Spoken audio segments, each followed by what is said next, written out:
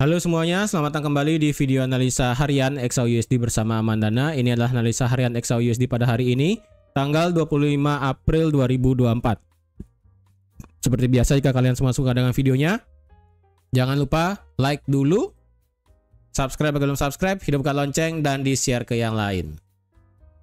Sebelum saya lanjut untuk ke dalam analisa harian, seperti biasa, jika kalian ada yang pengen join ke dalam grup ATC di Discord, kalian bisa langsung menjadi membership di AMD Pro. Tinggal join aja di sini. Nanti kalian bisa mendapatkan akses Discord Mandana Trading Community ataupun ATC. Dan biasanya, bukan biasanya, kemungkinan di bulan depan akan ada live juga di Discord nanti, ya. Seputar Q&A atau mungkin ada live yang lainnya. Jadi untuk yang belum ataupun yang pengen masuk grup ATC di Discord, bisa langsung join membership AMD Pro di sini. Nanti bisa menghubungkan akun Discord dengan akun YouTube. Untuk caranya, kalau kalian nggak ngerti, bisa tanya ke WhatsApp. Linknya ada di kolom deskripsi di bawah.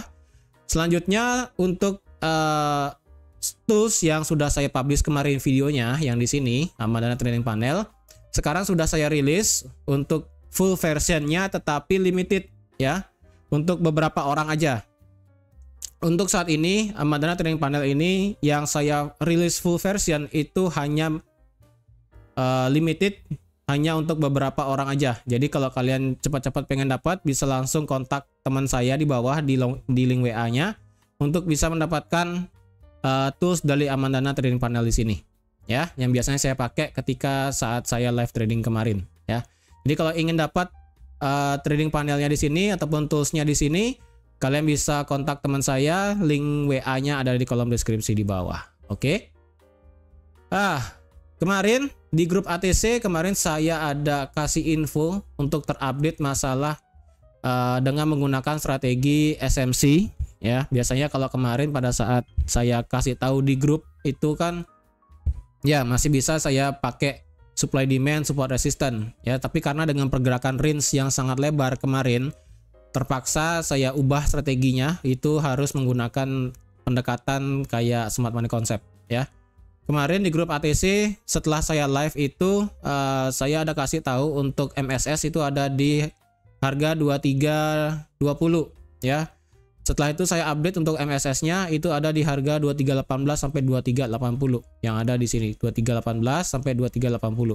Dan benar aja, ketika sudah saya kasih tahu MSS-nya ataupun market structure shift-nya itu melewati di sini, terbang langsung di atas langsung tutup di atas 23.20, sebenarnya kalian bisa open buy langsung sebenarnya ya. Open buy dengan stop loss taruh di bawah swing terakhir di sini. Ada yang buy di 2319 misalnya, ada yang nge-buy, stop loss di sini 78 pip, target tetap sampai 2330 atau maksimal yang kemarin saya bilang adalah bisa sampai 2334 ya, 2334 itu pun maksimal. Kenapa? Karena kemarin saya lihat itu 2334 literally banyak banget orderan yang numpuk di 2334 ya. Literally banyak banget orderan yang numpuk di 2334 karena dilihat dari candlenya pun rada susah untuk bisa ditembus kemarin. Ya, akhirnya kemarin setelah kita berjibaku dengan beberapa candle ya, karena kalau dilihat ini ketika dia break di atas 2319 ini kita memerlukan waktu at least 2 jam setelah dia break di atas 2319 ya. Diperlukan waktu setidaknya 2 jam. Ya, diperlukan waktu 2-3 jam untuk bisa sampai 2334. Jadi kalau dilihat kemarin ya, MSS-nya kemarin di sini berhasil lagi untuk bisa mendapatkan profit di 2334. Nah, sekarang gimana? Nah, di sini setelah selesai kemarin ya, ini berarti market kalau dilihat ini sudah selesai ya. Permasalahan ini area demand, area supply-nya ini sudah tidak ada area supply lagi. Karena seperti yang sudah saya bilang ya kan, ketika harga itu mau literally ya, mau break ke atas, ini kan pasti dites. Bahkan kemarin itu harga berhenti di 2315 bahkan ya. Di 2315 literally berhenti, tidak ada yang close di bawah 2315. Jadi sebenarnya itu juga bisa menjadi opportunity kalian kalau yang ingin buy juga. Dan benar aja ketika harga turun ngetes 2315 lagi, ini area supply-nya sudah di break. Ya, menciptakan ekor atas ini berarti sudah tidak bisa dikategorikan sebagai area supply aja, dan ini hanyalah sebagai kategori resisten aja. Karena kalau dilihat juga H4 kita tidak close juga di atas 2330,5. Berarti untuk saat ini marketnya masih cenderung sideways dari 2330 sampai 2315. Apakah harga akan bisa lanjut bergerak naik sampai ke atas misalnya?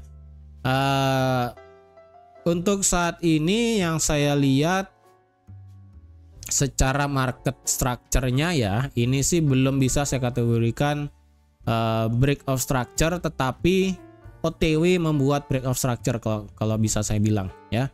Kenapa? Kalau untuk saat ini kan dari yang sebelumnya turun, kemudian change of character di sini kan, di sini change of karakternya, kemudian harga ketika naik ya, ketika harga itu naik di sini turun, dia ngebreak low di sini ya, seperti membuat inducement di sini di 2315 dan harga langsung bergerak naik, tapi naiknya belum tutup di atas 2330, bahkan H1 pun nggak tutup di atas 2330 ya. Sebenarnya sih kita perlu tutup di atas 2332 secara H1 di sini, 2332 di sini kalau mau membuat break of structure sebenarnya, tapi ini belum bisa break of structure, tapi bisa dikategorikan hampir break of structure ya.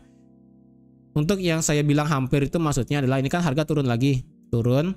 Jadi kalau harga ini naik ya, nutup di atas 2332, itu akan menjadi break of structure, jadi kalian bisa nge-buy nanti di atas. Sekarang jangan dulu ya. Sekarang jangan dulu, walaupun ini harga balik lagi ke 2315, tapi hati-hati. Kalau nanti harga ini break di bawah 2315 ya, itu potensial bisa turun lagi loh. Ya, bisa turun lagi menjemput area demand yang paling besar di bawah di sini. Ya, area demand paling besar di bawah dari 2296 sampai 2280. Ini gede sekali area demandnya. Walaupun kita ada area demand baru juga di sini. Ya, tapi kalau menurut saya ini area demandnya kurang bagus. Kenapa kurang bagus? Karena dia belum ngebreak swing terakhir di sini. Ya, swing terakhir di 2333. Ini kan ketika dia turun, harga membuat demand. Ya, ini harga membuat area demand, tetapi permasalahannya adalah harga ini ketika naik dia tidak ngebreak swing terakhirnya di sini, kecuali dia ngebreak ya, kecuali dia ngebreak itu beda cerita. Ini bisa kita kategorikan swing. Tapi karena ini harga naik dan berhenti ya, literally berhenti, jadi saya lebih prefer untuk mengkategorikan demand yang ada di sini, yang di bawah ini sekalian ya, enggak yang di sini. Itu. Jadi hati-hati ya untuk di 2315 kalau kalian ingin nge-buy, hati-hati di sana. Kalau sekarang kita lihat dari pendekatan daily ya. Daily kemarin kita berhasil apa ya, bisa dibilang mensweep arc ekor atas ya. Kayaknya sih sekarang ya, kalau dilihat hari ini kayaknya akan ada penurunan sih. Kenapa kalau saya kategorikan ini bisa sebagai penurunan? Karena kalau dilihat kemarin ini candlenya kan berhasil, candle kemarin ya itu kan berhasil mensweep ekor atas yang ada di 2334 ya, dia naik ngambil liquidity di sini dan kemudian tutup di harga 2315 ya, walaupun nggak tutup di bawah 2315 sih ya. Tapi kayaknya untuk hari ini kalau harga bisa turun ya, turunnya kayaknya bisa untuk mengisi ekor di bawah di sini, ekor kencang di bawah di sini ya. Kalau harga turun ya, turun sampai setengah sampai di 2300 misalnya, kemudian flip bullish lagi untuk hari ini, kita bisa nge-buy nanti. Ya, tapi untuk hari ini untuk prediksinya untuk hari ini adalah harga kemungkinan akan turun dulu ya. Turun dulu mungkin sampai 2305 mungkin atau enggak di 2308 atau enggak ekstrim sampai 2300 sebelum akhirnya nanti bisa kembali naik. Yang saya perkirakan sih seperti itu hari ini ya. Karena kalau dilihat hari ini kita punya ekor di bawah, memang kita punya ekor di bawah tapi ekornya kecil. Jadi peluang untuk harga bisa naik cukup kuat itu rada berat. Ada peluang naik tapi rada berat. Kemungkinan dia akan turun dulu sebelum naik. Ya, turun dulu sebelum naik. Kalau dari H4 sama aja, nggak berubah ya. Tetap ini 2330 sebagai resistannya, supportnya di sini juga tetap di 2315. H1 juga sama. Untuk hari ini kita ada berita penting, literally penting sekali untuk menentukan bagaimana sikap The Fed selanjutnya. Yaitu hari ini kita akan ada yang namanya berita Advance GDP. ya, walaupun ada ya unemployment claim mingguan sih ya. Untuk GDP di sini diperkirakan akan turun dari 3,4 ke 2,5% quarter to quarter ya. Kalau kuartal sebelumnya itu pada saat Januari itu menurun ya dari 4,9 ke 3,3. Sekarang diperkirakan akan turun lagi dari 3,4 ke 2,5. Kalau nanti malam data yang keluar di bawah 2,5 ya. Kalau nanti malam data yang keluar di bawah 2,5, hati-hati. Itu akan bisa mendrive XAU cukup kuat ke atas. Kenapa? Karena kalau dilihat dengan data GDP yang menurun, ya apalagi menurunnya di bawah ekspektasi, itu akan bisa mengubah pandangan The Fed saat ini, yang dimana rencananya akan ada pemotongan suku bunga di bulan September. Mungkin dia akan mikir-mikir lagi. Ya, ingat sekarang itu strong dollar sangat luar biasa, ataupun dolar pergerakannya sangat luar biasa kuat. Bahkan terdampak ke semua negara, bahkan ke semua negara yang ada di Asia. Karena kalau kalian tahu, sekedar info aja, kemarin Bank Indonesia, ya bank kita, Bank Sentral Indonesia, itu menaikkan suku bunga 25 basis point menjadi 6,25%. Ya, suku bunga di negara kita di Indonesia itu naik ke 6,25%. Tujuannya kenapa? Ya tujuannya salah satunya adalah untuk menghalau strong dollar, untuk menghalau kekuatan dolar sebenarnya. Dolar ini menguat karena ya faktor geopolitik satu, dan faktor kedua adalah tidak adanya asumsi bahwa The Fed tidak akan ada melakukan pemotongan suku bunga karena inflasi di Amerika itu masih tinggi. Ya, oleh karena itu ketika dolar itu terlalu strong, maka yang terdampak itu adalah negara-negara kecil, negara-negara berkembang, bahkan negara-negara yang ekonominya sulit. Contoh negara berkembang itu bisa kayak kita, negara Indonesia. Terus negara-negara ekonominya yang sulit itu contohnya kayak pound, kayak di Inggris, Eropa. Lalu untuk di negara Asia sendiri, kecuali Cina ya, itu Cina jangan diurus, itu beda cerita. Untuk yang saya dapat terakhir adalah di Jepang ya, karena kan nanti di hari Jumat akan ada pertemuan dari Bank Sentral Jepang ya, BOJ. Yang saya tahu itu terdampak selain Indonesia adalah Jepang dan juga Korea. Yang saya tahu juga pada saat rapat IMF meeting kemarin, hari Minggu atau hari Sabtu saya lupa, IMF memberikan saran kepada para bank yang ada di Asia untuk melakukan suatu gerakan tersendiri dan mengesampingkan apa yang dilakukan oleh The Fed. Ya, biasanya kan kalau yang dilakukan bank-bank seperti kita yang ada di Indonesia, kemudian di Jepang, dan pokoknya yang ada di Asia lah pokoknya, biasanya mengikuti apa maunya The Fed. Kalau The Fed melakukan pemotongan suku bunga, maka negara kita akan ikut pemotongan suku bunga. Tapi kemarin pada saat IMF, kalau nggak salah, IMF meeting, ada sebuah saran dari IMF-nya itu bahwa negara-negara di Asia silakan mengambil tindakannya sendiri, ya silakan mengambil kebijakan sendiri, tidak perlu mengikuti apa maunya Bank Sentral Amerika. Ya, karena kalau sampai mereka mengikuti maunya Bank Sentral Amerika, kita di Indonesia dan juga di negara Asia yang lain itu bisa kena hyperinflasi ataupun inflasi yang nggak ngotak. Ya, kalau kita tahu kan kemarin di Indonesia itu kan 16 sampai di 16,5 kalau nggak salah ya nilai tukar rupiah. Sekarang sudah mulai turun ke 16.100 atau nggak di 16.000 kayak sekarang ya, lupa.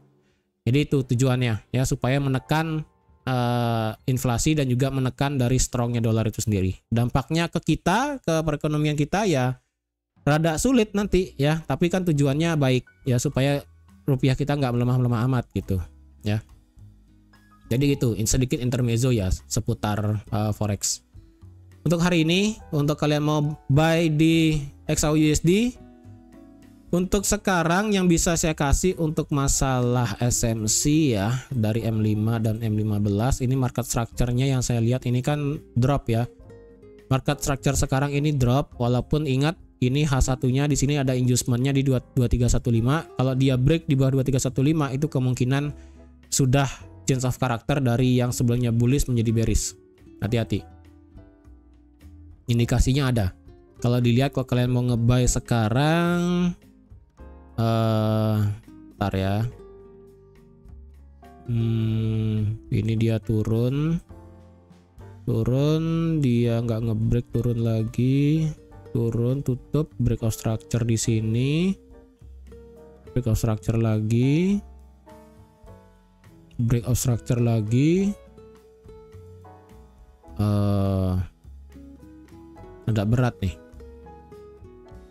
soalnya inducementnya nggak ada di sini ya. Inducementnya nggak ada di sini, harga terus membuat breakout structure di sini soalnya. Ya, dia turun, breakout structure di sini. Kemudian turun lagi, turun, breakout structure di sini. Dia naik, dia ngebreak ini, ya ngebreak ini dan ngebreak ini, tapi dia nggak ngebreak di atas. Jadi belum bisa saya kategorikan untuk bisa di buy. Ya, market structure ini belum bagus untuk kita bisa ngebuy. Kalau kalian mau ngebuy, mungkin ya dari penglihatan yang saya lihat sekarang per video sekarang saya buat, kalau kalian ingin ngebuy mungkin bisa di atas 2322 ya, di atas 2322 kalau kalian mau ngebuy, target sampai 2330 aja ya, karena ini kan kalau dilihat ada minor support become resistannya di 2322,3 di sini.